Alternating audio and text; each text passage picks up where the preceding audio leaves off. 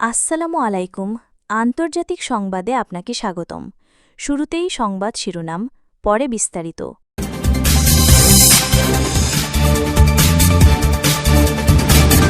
প্রথমেই জানাচ্ছি, আরও এক ইসরায়েলি জিম্মির লাশ ফেরত দিল হামাস।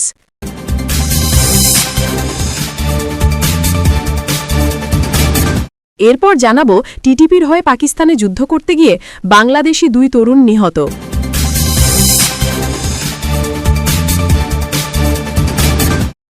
এদিকে ট্রাম্পের গাজা পরিকল্পনা নিয়ে জাতিসংঘে খসড়া প্রস্তাব পেশ করেছে যুক্তরাষ্ট্র।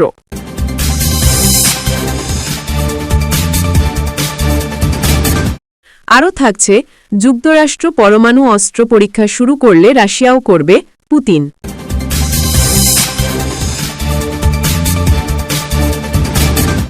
এরপর জোহরান মামদানিকে ট্রাম্পের হুঁশি লাগে।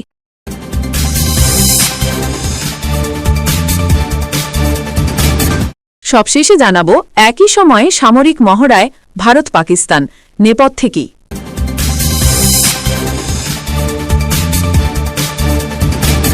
এতক্ষণ শুনছিলেন সংবাদ শিরোনাম, এবারে বিস্তারিত। তবে অনুরোধ থাকবে, ভিডিওটিতে একটি লাইক করবেন এবং কমেন্ট করে জানিয়ে দেবেন আপনার মূল্যবান মতামত। এছাড়া আমাদের চ্যানেলে নতুন হয়ে থাকলে চ্যানেলটি সাবস্ক্রাইব করে আমাদের সাথে থাকবেন।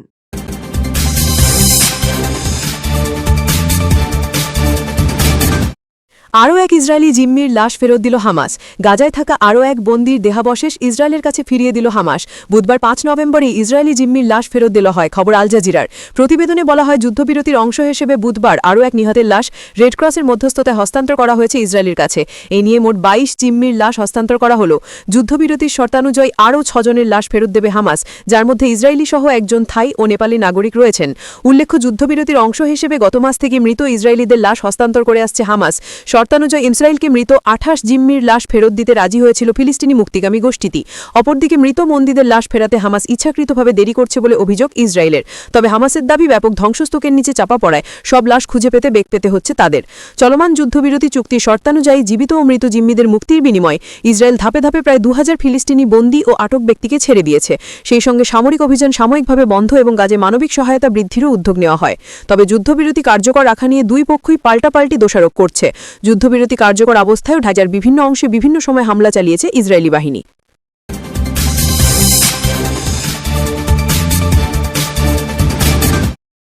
টিটিপির হয়ে পাকিস্তানে যুদ্ধ করতে গিয়ে পাকিস্তানের খাইবার পাখতুনখোয়া প্রদেশে দেশটির যৌথ নিরাপত্তা বাহিনীর অভিযানে 2 বাংলাদেশি তরুণ নিহত হয়েছে।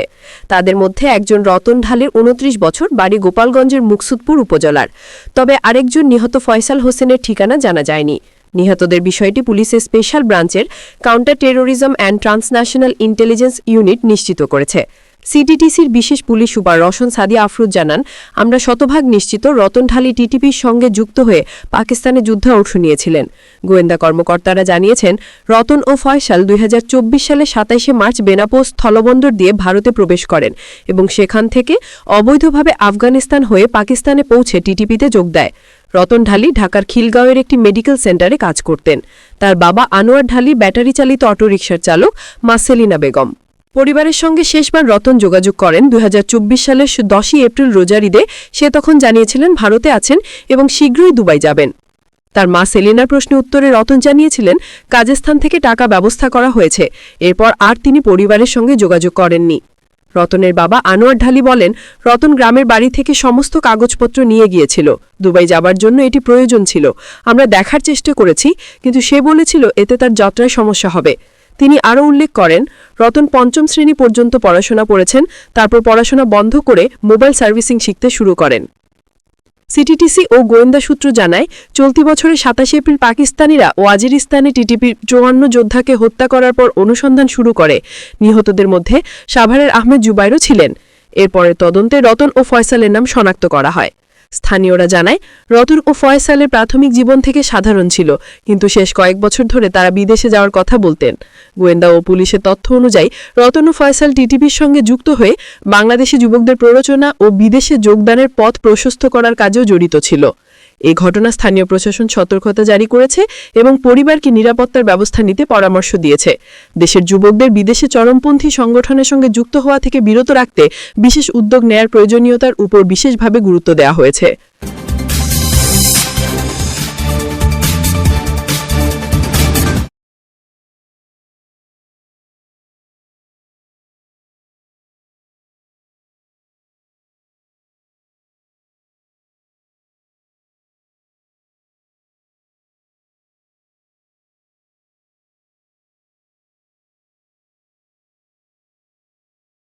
ট্রাম্পের গাজা পরিকল্পনা নিয়ে জাতিসংঘে খসড়া প্রস্তাব পেশ করেছে যুক্তরাষ্ট্র।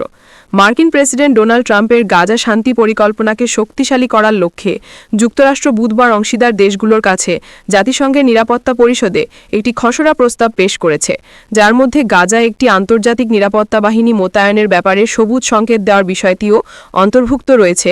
ওয়াশিংটনের মিশনে এই তথ্য জানিয়েছে। যুক্তরাষ্ট্রের জাতিসংঘে নিযুক্ত রাষ্ট্রদূত মাইক ওয়াল্টার্স নিরাপত্তা পরিষদের 10 জন নির্বাচিত সদস্য ও কয়েকটি আঞ্চলিক অংশীদার দেশের সঙ্গে একটি খসড়ার কপি দিয়েছেন। যুক্তরাষ্ট্র মিশনের এক মুখপত্র এক বিবৃতিতে জানান, এই খসড়া প্রস্তাবটি নিয়ে মিশর, কাতার, সংযুক্ত আরব আমিরাত, সৌদি আরব ও তুরস্কের প্রতিনিধিদেরকেও খসড়ার কপি দেওয়া হয়েছে। প্রস্তাবের বিষয়বস্তু সম্পর্কে বিস্তারিত কিছু জানানো না হলেও কূটনৈতিক সূত্রগুলো জানিয়েছে, এটি মধ্যপ্রাচ্যের সাম্প্রতিক পরিস্থিতি ও নিরাপত্তা পরিষদের চলমান আলোচনার সঙ্গে সম্পর্কিত হতে পারে। এদিকে যুক্তরাষ্ট্রের এই পদক্ষেপকে কূটনৈতিক মহলে এক গুরুত্বপূর্ণ উদ্যোগ হিসেবে দেখা হচ্ছে, যাকে আঞ্চলিক সঞ্চালিকা ও সহজতা বাড়ানোর প্রচেষ্টার অংশ বলে মনে করা হচ্ছে। মার্কিন মিশনের একজন মুখপত্র এক বিবৃতিতে বলেছেন, মার্কিন রাষ্ট্রদূত মাইক ওয়াল্টার্স নিরাপত্তা পরিষদের নির্বাচিত 10 সদস্যকে খসড়াটির কপি দিয়েছেন। এদের মধ্যে বেশ কয়েকটি আঞ্চলিক অংশীদারও রয়েছে, যেমন মিশর, কাতার, সংযুক্ত আরব আমিরাত, সৌদি আরব ও তুরস্ক। মার্কিন বিবৃতিতে বলা হয়েছে যে প্রস্তাবটি শান্তি বোর্ডকে স্বাগত জানায়। এটি শান্তি পরিকল্পনায় বর্ণিত আন্তর্জাতিক স্থিতিশীলতা বাহিনী আইএসএফকেও অনুমোদন দেওয়া হয়েছে। কূটনৈতিক সূত্র অনুসারে 10 কোটি দেশ আইএসএফে অংশগ্রহণের জন্য তাদের ইচ্ছা প্রকাশ করেছে, তবে ফিলিস্তিনি ভূখণ্ডে সেনা মোতায়েনের আগে নিরাপত্তা পরিষদের আদেশের ওপর জোর দিয়েছে। মার্কিন মুখপত্র বলেন, প্রেসিডেন্ট ট্রাম্পের সাহসী নেতৃত্বে মার্কিন যুক্তরাষ্ট্র আবারও জাতিসংঘে ফলাফল প্রদান করবে এবং আলোচনা দীর্ঘায়িত হবে না। আন্তর্জাতিক বাহিনী তৈরি করা চুক্তির একটি অংশ ছিল, যা 7 অক্টোবরের হামলার ফলে সৃষ্ট 2 বছরের ভয়াবহ সহিংসতার পর 10 অক্টোবর ইসরায়েল ও হামাসের মধ্যে ভঙ্গুর যুদ্ধবিরতিতে বিশেষভাবে গুরুত্ব পায়। সূত্র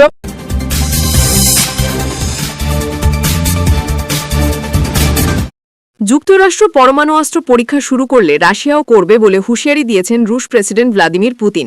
মার্কিন প্রেসিডেন্ট ডোনাল্ড ট্রাম্পের অবিলম্বে পরমাণু অস্ত্র পরীক্ষা শুরু করার নির্দেশের প্রতিক্রিয়ায় এই হুঁশিয়ারি দেন তিনি। সেই সঙ্গে এরই মধ্যে পরমাণু অস্ত্র পরীক্ষা শুরু করার প্রস্তাবনা তৈরি করতে ক্রেমলিনের শীর্ষ কর্মকর্তাদের নির্দেশ দিয়েছেন তিনি। খবর আল জাজিরার।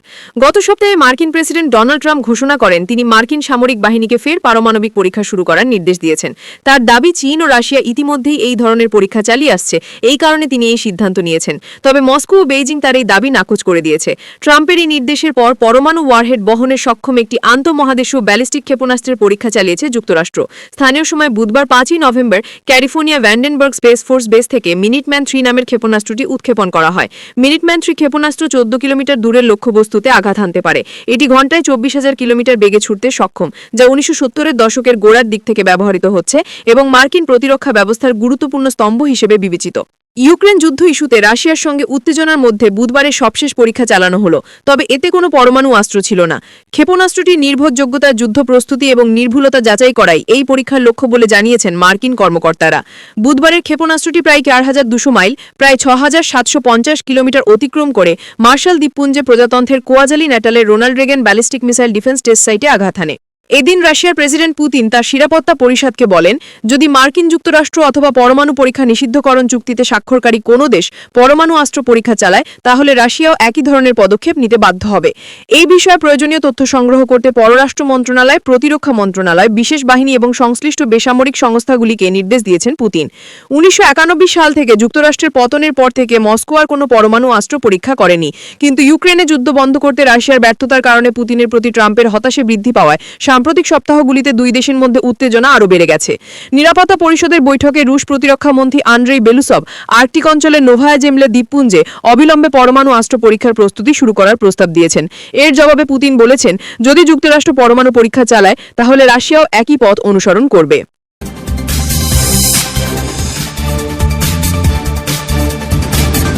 জোহরান মামদানিকে ট্রাম্পের হুঁশিয়ারি। মার্কিন প্রেসিডেন্ট ডোনাল্ড ট্রাম্প নিউ ইয়র্কের নবনির্বাচিত মেয়র জোহরান মামদানিকে আবারও হুঁশিয়ারি দিয়েছেন। তিনি বলেছেন, তিনি মামদানিকে সহায়তা করার জন্য প্রস্তুত আছেন, তবে সফল হওয়ার জন্য তাকে ওয়াশিংটনের প্রতি শ্রদ্ধাশীল হতে হবে। গত মঙ্গলবারের 4 নভেম্বরের নির্বাচনে প্রথম মুসলিম হিসেবে যুক্তরাষ্ট্রের সবচেয়ে বড় শহর নিউ ইয়র্ক সিটির মেয়র নির্বাচিত হয়েছেন জোহরান মামদানি।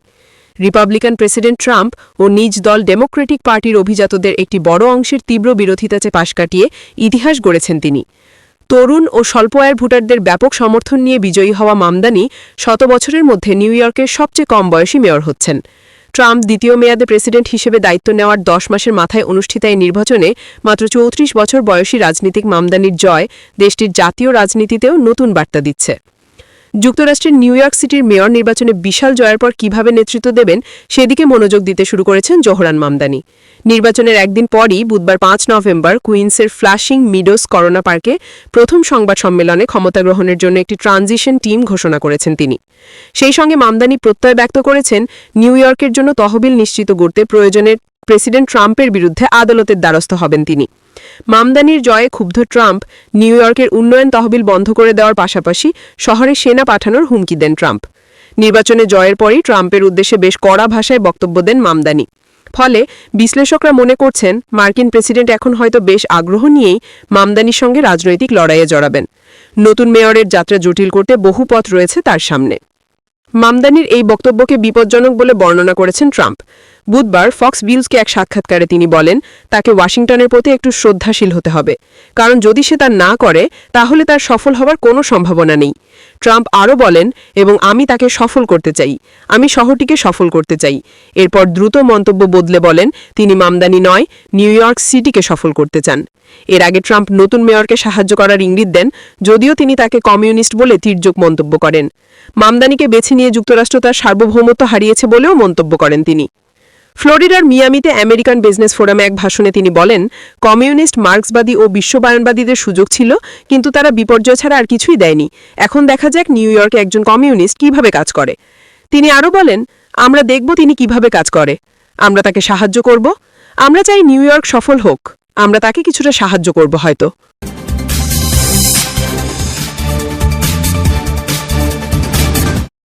একই সময় সামরিক মহড়ায় ভারত পাকিস্তান, নেপথ্যে কি? গুজরাট ও রাজস্থানের পশ্চিম সীমান্তে 3 বাহিনী নিয়ে সামরিক মহড়া শুরু করেছে ভারত। পাকিস্তান লাগোয়া পশ্চিম সীমান্ত পাকিস্তানের সিন্ধু প্রদেশ এবং গুজরাতের মধ্যে সর ক্রিক অঞ্চল থেকে শুরু করে আরব সাগর পর্যন্ত অঞ্চল জুড়ে এই মহড়া অনুষ্ঠিত হচ্ছে। ত্রিশূল নামে এই মহড়াকে প্রতিরক্ষা বিশেষজ্ঞরা অপারেশন সিন্দুরের পর সবচেয়ে বড় সামরিক মহড়া বলে বর্ণনা করছেন। অন্যদিকে ঠিক এই সময় পাকিস্তানের নৌবাহিনীও সামরিক মহড়া শুরু করেছে। উত্তর আরব সাগরে নৌবাহিনীর এই মহড়া শুরু হয়েছে রোববার থেকে। বুধবার সেটি শেষ হওয়ার কথা রয়েছে। আন্তর্জাতিক বিশেষজ্ঞ ড্যামিয়ান সাইমন যুদ্ধ মহড়া এবং ক্ষেপণাস্ত্র পরীক্ষার ওপর নিবিড় নজরে রাখেন। ভারত ও পাকিস্তানের সামরিক মহড়ার এই বিশেষজ্ঞ এক্স হ্যান্ডেল সাবেক টুইটারে লিখেছেন, ভারত তার 3 বাহিনীর চলমান সামরিক মহড়ার জন্য আকাশ সীমাকে সংরক্ষিত করেছে। আবার সেই অঞ্চলে পাকিস্তান ফায়ারিং এক্সাইজের জন্য নেভাল নেভিগেশন অ্যালার্ট জারি করেছে। সেনাবাহিনীর যৌথ মহড়ার উদ্দেশ্যে 2 সপ্তাহের জন্য এই অঞ্চলের আকাশ সীমাকে সংরক্ষিত বলে ঘোষণা করেছে ভারত। 2 দেশের এই মহড়ার ভৌগোলিক এলাকার ওভারল্যাপিং সম্পর্কে নিজের মতামত প্রকাশ করেছেন সাইমন।